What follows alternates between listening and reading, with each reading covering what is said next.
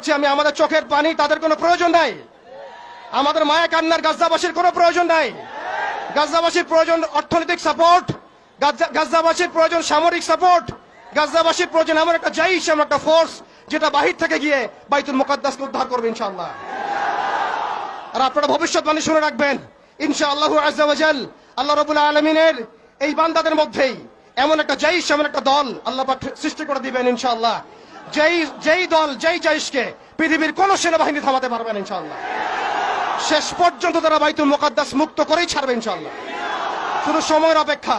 তারা আমাদেরকে অপশন দিয়েছে, হয় আমাদের দাস হও না হলে মরো। শেষ কথা, তারা আমাদেরকে অপশন দিয়ে দিয়েছে, হয় আমরা তাদের দাসত্ব করব না হলে মরবো। আমরাও বলে দিচ্ছি, আমরা দাসত্ব করব না। আমরা হয় শহীদ হব অথবা স্বাধীনতা ছিনিয়ে নিয়ে আসবো ইনশাআল্লাহ। হয় আমরা শহীদ হব না হলে স্বাধীনতা ছিনিয়ে নিয়ে আসবো ইনশাআল্লাহ।